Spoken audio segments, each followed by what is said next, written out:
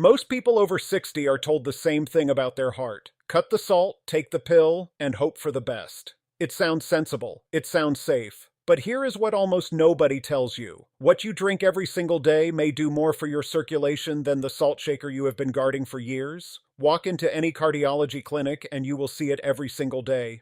Older hearts straining harder than they should, moving blood that has quietly turned thicker and slower with age. And most of the time, no one at that 12-minute appointment has room to explain why or what a simple glass can do about it. So today, I am going to give you 5 drinks that cardiologists genuinely want their older patients reaching for, counted down from 5 to 1.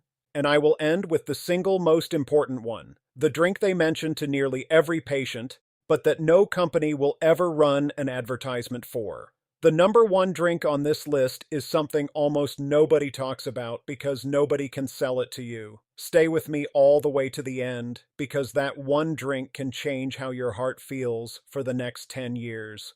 Here is the honest problem. A typical heart check runs about 12 minutes. In that time, your doctor has to review your numbers, renew your prescriptions, and listen to your heart and lungs. There is simply no room left to talk about what is in your cup at breakfast. So the conversation defaults to the 2 fastest levers, a pill and a warning about salt. Everything gentler and slower, the daily habits that actually decide how you feel, gets left on the table. Let me be clear about something before we go one step further. I am not here to sell you a supplement or scare you into a course. This channel exists to give you the science a 12-minute appointment never has time to cover. Nothing on this list costs more than the groceries you already buy, because this is not really about your heart on a chart. It is about whether you can rise from a chair without the room spinning, carry your own groceries up the steps, and cross a parking lot without gripping the cart. Good circulation is not a luxury after 60. It is the quiet engine of staying independent in your own home. So before we start, tell me in the comments where you are watching from and your age. I read them, and it helps me know exactly who I am talking to tonight. Now here is the one idea that makes every drink on this list make sense. More than half of your blood is simply water, and after 60, 2 things quietly change at once. Your sense of thirst fades, and the walls of your blood vessels grow stiffer. So the fluid you drink is no longer a side note. It becomes one of the main controls over how easily blood reaches your brain, your heart, and your legs. Picture the water system of an old town. When the reservoir is full, water moves freely, and every house at the top of the hill still gets pressure. Let that reservoir run low, and the same pump has to strain, the pipes rattle, and the houses farthest away run dry first. Your circulation works the same way, and the house farthest up the hill is your brain. Every drink today either fills that reservoir or helps the pipes stay soft and open, so the pump you were born with does not have to fight for every drop. Please do not skip this section. It is the key to everything that follows, and it is the reason drink number 1 matters more than any pill in your cabinet. And if this is already making sense to you, tap the like button now, so more seniors can find it. That one tap is how this reaches the person who needs it most. Number 5 is plain brewed green tea. Not the sweet bottled kind, and not a pill, but real leaves steeped in hot water. Green tea is rich in gentle compounds called catechins. Think of them as a light polish for the lining of your vessels. That lining is like the smooth inside of a garden hose. When it stays smooth, blood glides through, and vessels widen when your heart needs more flow. People who sip it daily tend to keep calmer, more flexible arteries as they age. Large reviews have followed regular tea drinkers for decades. Again and again, steady moderate tea lines up with healthier blood pressure and better vessel function. Here is how to use it. Aim for 2 to 3 cups a day, each steeped 2 to 3 minutes. Take your first cup mid-morning, not with your main meal, since tea can blunt iron absorption. If you are new to it, start with 1 cup a day for a week. Keep your last cup before 3, so the caffeine does not steal your sleep. The common mistake is sweetened bottled tea, which pours in sugar and cancels the benefit. If caffeine leaves you jittery, switch to decaffeinated, which keeps most of the catechins. If you take a blood thinner like warfarin, talk to your doctor before changing anything, because tea can nudge that medicine. Let it cool to warm, never scalding, in case your hands are less steady. And if tea ever leaves you queasy, stop and go back to water. Pair it with a small handful of walnuts or a piece of fruit. The fats and fibers steady your blood sugar. Together they turn a cup into a real circulation break. But green tea mainly protects those vessels slowly, over years. It does little to open them up this afternoon when your pressure is high right now. For a drink that widens vessels within hours, we go to number 4, and it is bright red. Number 4 is beetroot juice. Real juice pressed from beets, or the small beet shots in the refrigerated aisle. Beets are loaded with natural nitrates. Your body turns them into a messenger called nitric oxide. That is the signal telling your vessel walls to relax and widen. Picture a narrow lane opening into two, so the same traffic flows without a jam. That is what beet juice does to tight vessels, easing the pressure your heart pushes against. And remember, none of these bright drinks work well if the reservoir is running low. Refilling it is exactly what our number 1 drink does, which is why I saved it for last. This is one of the best studied drinks in heart nutrition. Trials show again and again that beet nitrates modestly lower blood pressure and help tired legs walk a little farther. Keep the dose small and steady, about 1/2 cup, roughly 100 to 140 milliliters, once a day. If you use the shots, one small shot of about 70 milliliters does the same job. The best moment is 1 to 2 hours before a walk, when open vessels help most. Start with half that for the first few days to let your stomach adjust. One honest note, beets can turn your urine or stool a harmless pink, so do not be alarmed. If the earthy taste is too strong, blend it into a smoothie with apple. If you have ever had kidney stones, go easy, since beets are high in oxalates, and ask your doctor first. If you take blood pressure medicine, add it slowly and watch for dizziness, since two things lowering pressure can push it too low. Any lightheadedness on standing means stop for the day and call your doctor, not push through. Pair beet juice with a little vitamin C, like a few orange slices. Vitamin C helps your body hold that nitric oxide longer. The two together stretch the benefit across more of your afternoon. Still, beet juice is strong and earthy, and not everyone can face it each morning. It opens the vessels, but it is not a calm daily ritual you look forward to. Number 3 fixes that, a tart ruby tea that lowers pressure gently, day after day, and it may be the easiest habit here to keep. Number 3 is hibiscus tea. It is the deep red, tart tea from dried hibiscus flowers sold without added sugar. Hibiscus is full of natural pigments called anthocyanins. They gently help vessels relax and act as a mild natural water pill, nudging your body to release a little sodium. Think of it like easing your foot off a garden hose you were standing on. The moment the pressure lets off, water flows freely again, and the strain drops. For a stiff, older circulation, that gentle daily easing adds up. When did anyone at a busy office last ask what you drink all day? Almost never. Yet it is one of the simplest levers you have. Hibiscus is one of the few teas with real trials behind its blood pressure effect. Those trials show a modest but real drop, especially in people whose pressure ran high. Here is the routine. Steep 1 to 2 teaspoons or 1 tea bag in hot water for 5 to 10 minutes. Drink 1 to 2 cups a day and give it 4 to 6 weeks before you judge it. Take it unsweetened or with just a touch of honey, since sugar undoes the benefit. A good rhythm is 1 cup mid-morning and 1 early evening. The common error is trying it twice, feeling nothing, and quitting, when hibiscus only rewards the daily drinker. Because it lowers pressure, be careful if you take blood pressure medicine and ask your doctor before making it daily, so your pressure does not drop too far. If you feel dizzy, faint, or oddly tired, that can mean it is too low, so stop and check. Serve it warm, not piping hot, to guard against burns. And if you take water pills or rhythm medicine, get your doctor's blessing first, rather than stacking effects. Pair hibiscus with a small square of dark chocolate, 70% or higher. The same family of compounds appears in both, pulling in the same direction. It turns an evening cup into something that feels like a treat, but behaves like medicine. But hibiscus mainly eases the pressure in the pipes. It does little to feed the vessel lining itself, the living layer that decides how well arteries open on demand.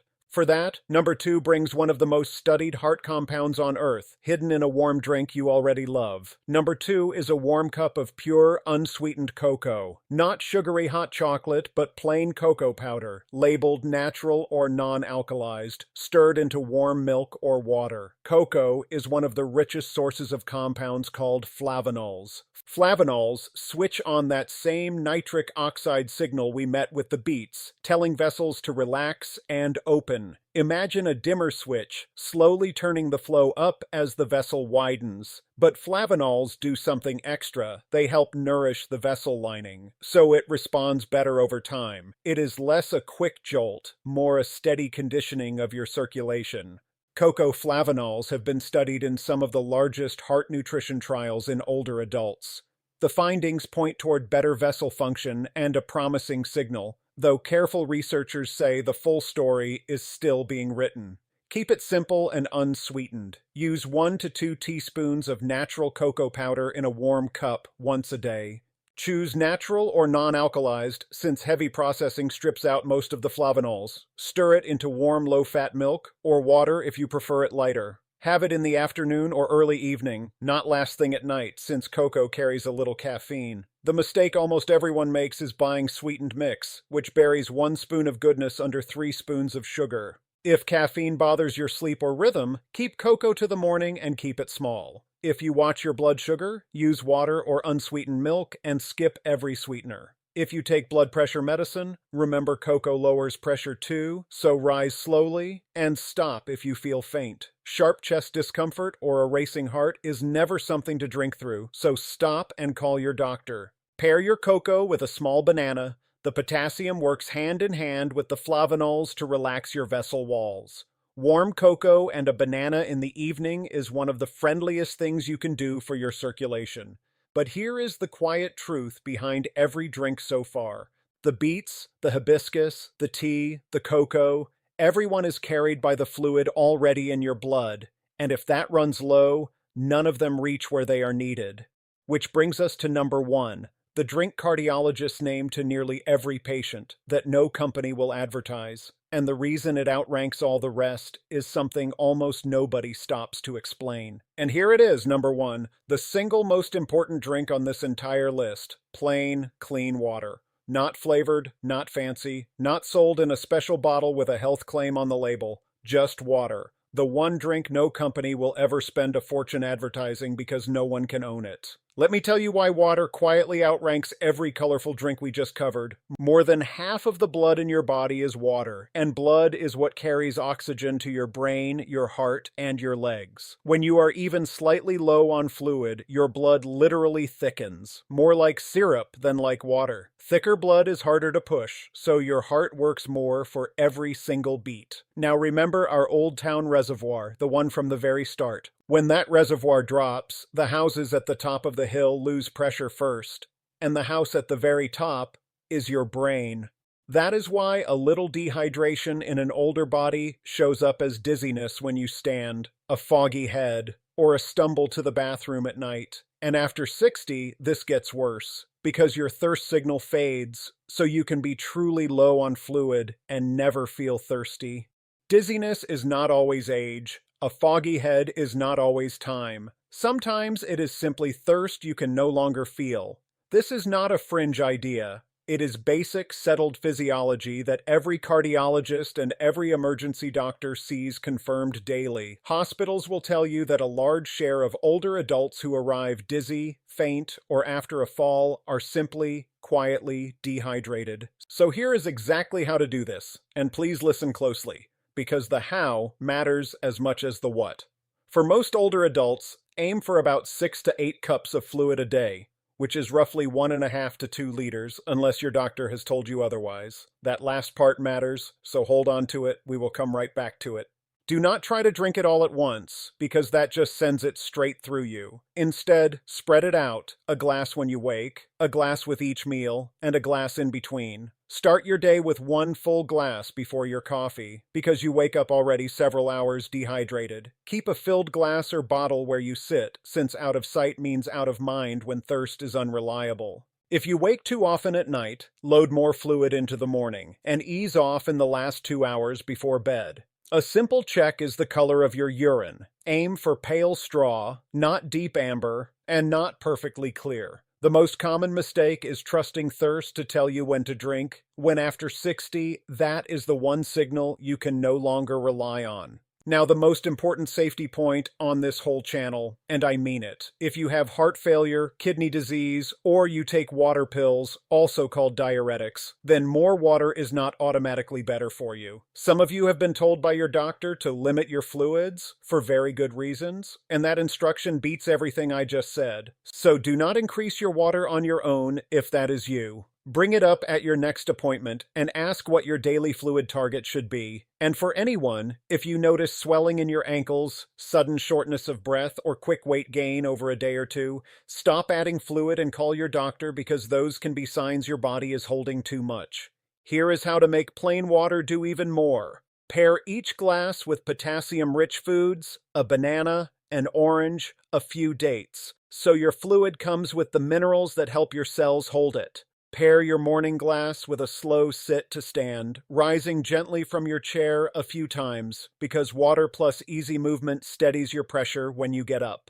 Water fills the reservoir, and the beets, hibiscus, tea, and cocoa keep the pipes soft, so please do not treat them as rivals. So there it is, the drink they name to nearly every patient, and no one advertises, because there is no profit in a glass of water. It is not exciting, it will never trend, and that is exactly why it gets skipped in a 12-minute appointment and forgotten by lunchtime. But get this one right, steadily, every day, and you protect the pressure that lets you stand without the room spinning, walk without gripping the wall, and stay in your own home on your own terms. That is what I meant at the very beginning. This simple drink really can change how your heart and your balance feel for the next 10 years. Let me leave you with a picture of how this comes together, drawn from the kind of case the rehabilitation literature describes again and again. Consider a typical case. A 74-year-old woman who kept feeling dizzy every time she stood up from her armchair. She had already cut her salt and taken her blood pressure pill faithfully for years, yet the lightheadedness was getting worse, not better. She had quietly stopped going to her afternoon card group, afraid she might faint on the walk there, and her world was shrinking one skipped outing at a time. Working closely with her doctor, she changed almost nothing dramatic. She began each morning with a full glass of water before her coffee and kept a bottle beside her chair to sip through the day. She added 1 cup of hibiscus tea mid-morning and a small beet shot before her afternoon walk. Her doctor confirmed her heart and kidneys could handle the extra fluid and adjusted the timing of one of her pills. That was the entire plan. Ordinary drinks spread across ordinary hours. Within a few weeks, the room stopped spinning when she stood. Her blood pressure readings grew steadier, and her doctor was pleased rather than worried. By the 2nd month, she was back at her card group, walking there on her own 2 feet. Nothing miraculous happened, her blood simply stopped running thick, and her circulation finally got the steady fluid it had been missing. So let us make this simple and doable, starting today. Here are 5 small steps, each with a number, and not one of them costs more than what is already in your kitchen. Number 1, tonight, fill 1 glass with water and set it on your nightstand. Drink it first thing tomorrow, before your coffee, to break the overnight dehydration. Number 2, this week, place a filled bottle or glass wherever you sit most, and aim for 6 to 8 cups of fluid a day, unless your doctor has set a different limit for you. Do not gulp it, spread it across the hours. And if you wake too often at night, load more of it into the morning. Number 3, pick just one of the 4 helper drinks to begin, and my suggestion is 1 cup of hibiscus tea a day for 4 weeks. Steep it 5 to 10 minutes, and drink it unsweetened. If nothing has changed by 6 weeks, that is fine. Simply try a different one from the list. Number 4, once a day, check the color of your urine, and aim for pale straw, not deep amber. It is the simplest hydration gauge you own, and it costs nothing.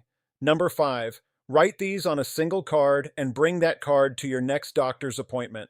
Ask 2 questions. What should my daily fluid target be, and are any of my medicines affected by these drinks? Those 2 questions turn a video into a real plan built around your body.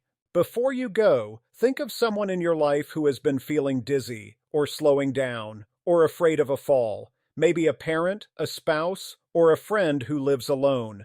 Send them this video because the simplest drink on this list might be the one thing standing between them and their independence. And tell me in the comments which of these you are starting tonight.